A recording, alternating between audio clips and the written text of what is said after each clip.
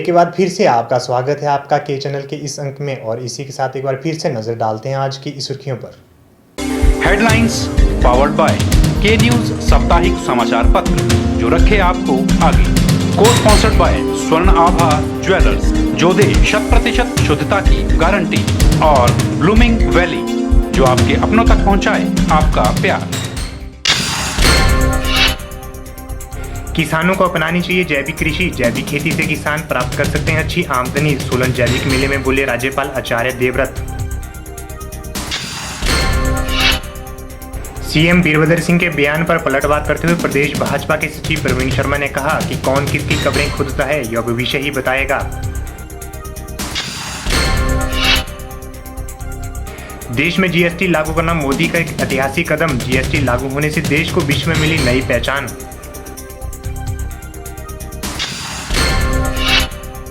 और हिमाचल उच्च न्यायालय द्वारा गठित टीम ने बागवानी स्थित बैटरी उद्योग का किया निरीक्षण। साथ लगती सरसा नदी और कंपनी के दूषित पानी के लिए सैंपल। हिमाचल पुलिस में जनरल ड्यूटी कांस्टेबल की भर्ती प्रक्रिया शुरू हो गई है। इसी के अंतर्गत मंडी पुलिस द्वारा 2 जुलाई से 21 जुलाई तक महिला और पुरुष उम्मीदवारों से आवेदन लिए जा रहे हैं। एएसपी मंडी कुलभूषण वर्मा ने बताया कि अब तक लगभग 1200 आवेदन प्राप्त हो चुके हैं। मंडी पुलिस द्वारा एसपी मंडी कार्यालय में जनरल ड्यूटी कांस्टेबल के 156 पदों के लिए महिला और पुरुष उम्मीदवारों से आवेदन लिए जा रहे हैं। एएसपी मंडी कुलभूषण वर्मा ने बताया कि हिमाचल पुलिस में जनरल ड्यूटी कांस्टेबल की भर्ती प्रक्रिया चल रही है। इसी के अंतर्गत मंडी पुलिस द्वारा मेल और फीमेल उम्मीदवारों से आवेदन लिए जा रहे हैं।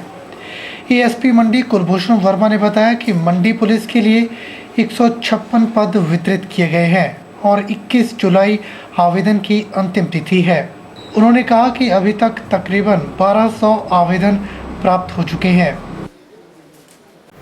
हिमाचल पुलिस में जनरल ड्यूटी कांस्टेबल भर्ती के लिए मेल और फीमेल कैटेगरी में भर्ती प्रक्रिया चल रही है। इसमें आवेदन 2 जुलाई से आमंत्रित किए गए हैं।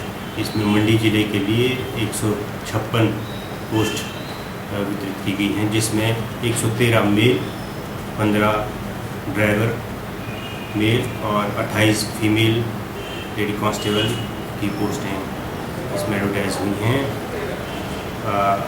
21 जुलाई आवेदन करने की अंतिम तिथि है। अभी तक मंडी जिले में हमारे पास 1200 के करीब आवेदन प्राप्त हो चुके हैं। अभी 21 तारीख तक ये प्रक्रिया चलती रहेगी। ब्यूरो रिपोर्ट के चैनल। सोमवार को मंडी में मंडी जिला पेंशनर संघ की सदर इकाई की मासिक मीटिंग का आयोजन किया गया। इस मीटिंग की अध्यक्षता सदर खंड के प्रधान रेवती राम शर्मा ने की। रेवती राम शर्मा ने कहा कि मीटिंग में संगठन की मांगों को लेकर विस्तार से चर्चा की गई। सोमवार को मंडी में मंडी जिला पेंशनर संघ की सदर इकाई की मासिक बैठक का आयोजन किया गया। इस मीटिंग की अध्यक्षता सदर खंड के प्रधान रेवती राम शर्मा ने की। सदर पेंशनर वेलफेयर संघ के प्रधान रेवती राम शर्मा ने कहा कि मीटिंग में संघ की विभिन्न मांगों को लेकर चर्चा की गई है।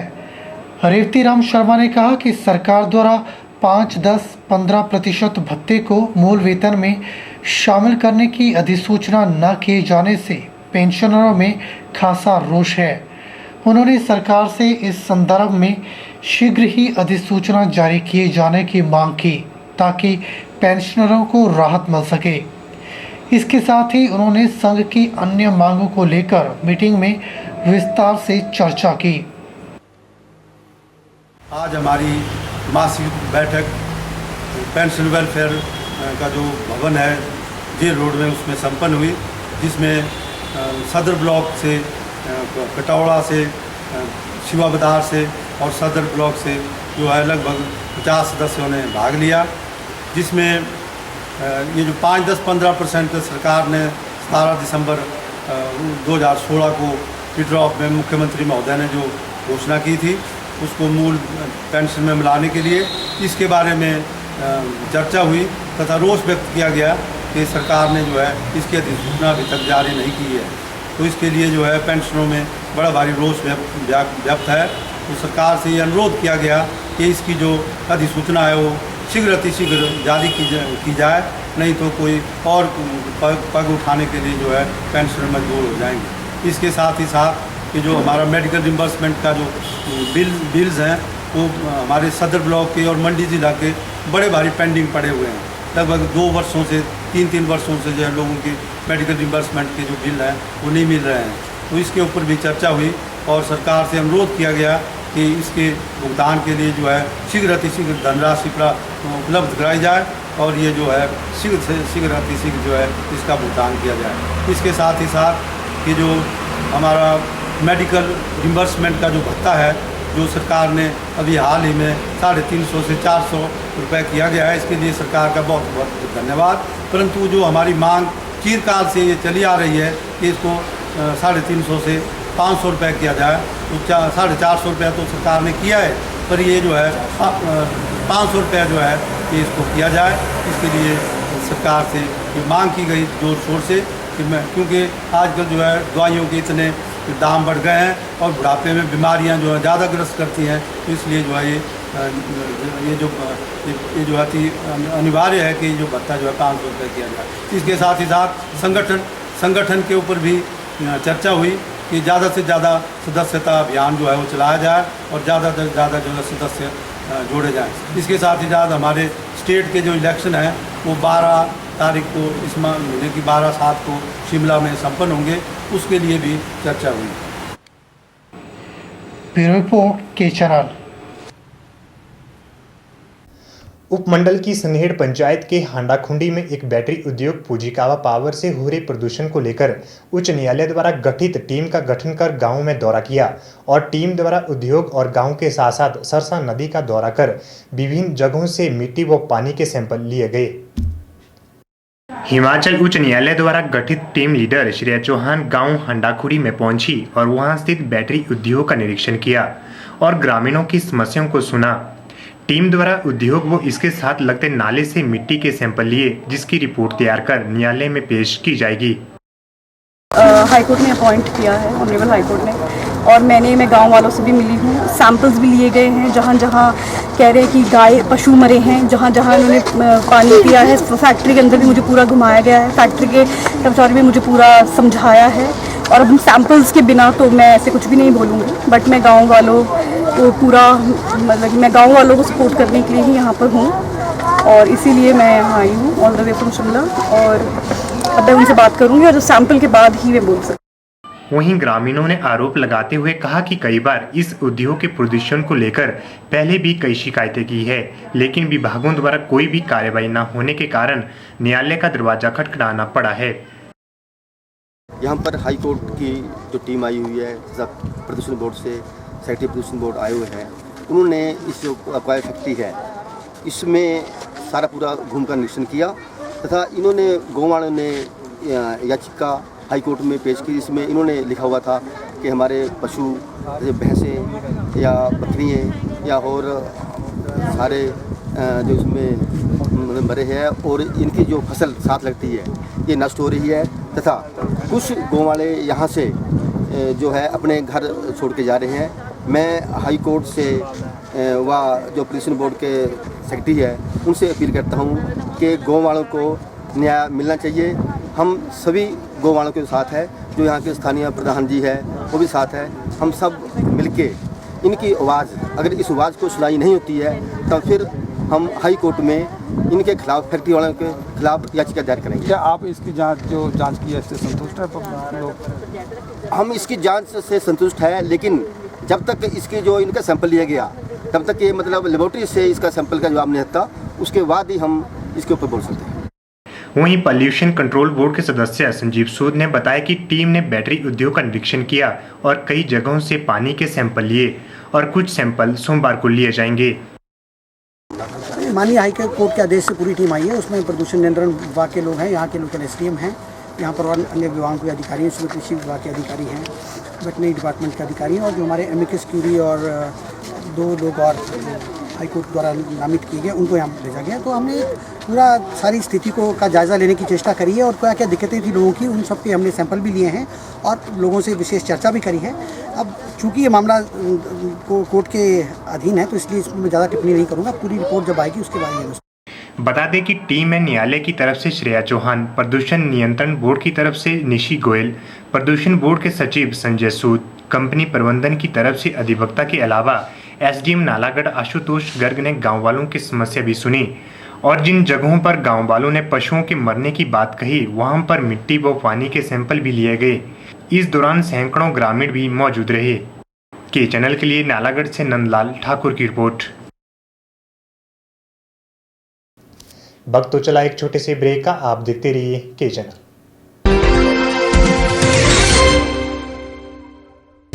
गुप्ता शॉल एम्पोरियम, जहां आप पाएंगे बेहतरीन व उच्च क्वालिटी की शॉल की विस्तृत वैरायटी। यहां pure woollen Kullu shawl, Kashmiri shawl, angora shawl, Cashmilon shawl, feather shawl, pashmina shawl के साथ ही शॉल की और भी बहुत सी वैरायटी उपलब्ध है। तो देर न कीजिए और आज ही पहुंचे गुप्ता शॉल एम्पोरियम, सब्जी मंडी के साथ नेर चौक, डिस्ट्रिक्ट मंडी। मोबाइल 9459125400।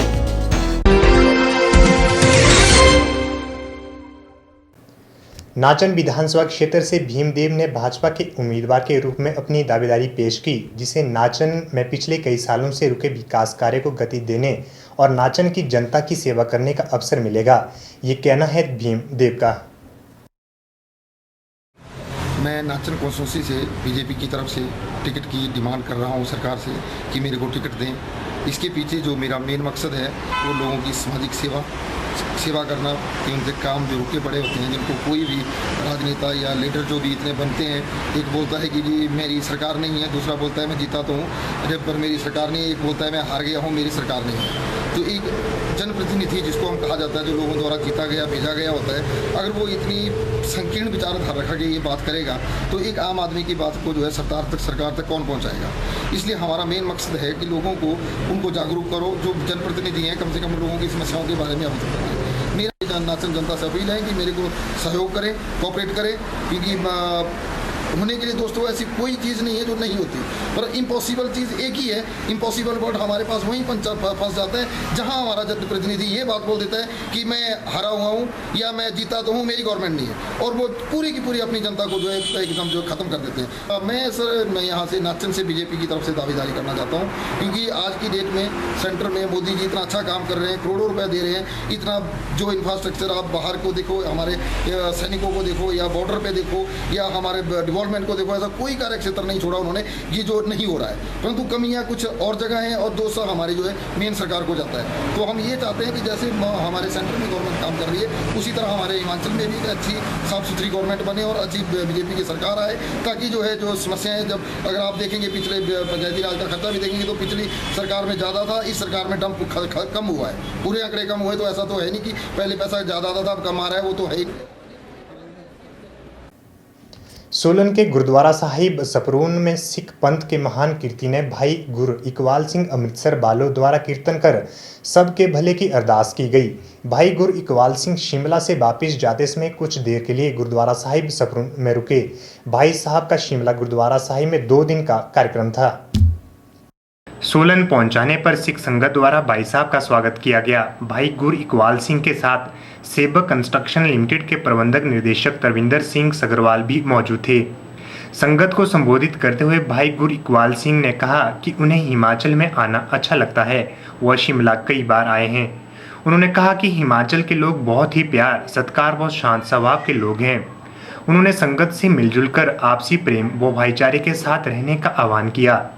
इस अवसर पर भाई साहब ने विशेष रूप से युवाओं से नशे जैसी बुराइयों से दूर रहकर अपने महजब में पक्का रहकर अपने माता पिता की सेवा करने की अपील की। भाई साहिब ने सोलन में एक बड़े कीर्तन दरबार करवाने का सोलन की संगत को आश्वासन दिया। शिमले अगे भी बार महाराज ने बहुत सारी सेवा ली है, पर आ इधर जड़े इस गुरुद्वारे दे इस इलाके यार सोलन पहली बारी मैं दर्शन किए ने।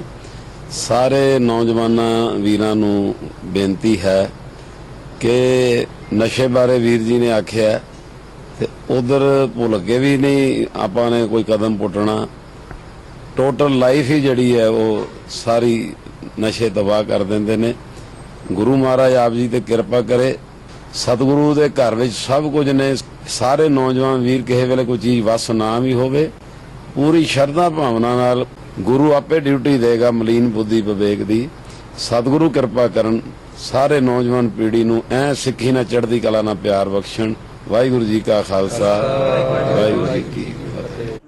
शिमला से वापिस आते समय भाई गुर इकबाल सिंह कंडाघाट स्लोगड़ा भी रुके।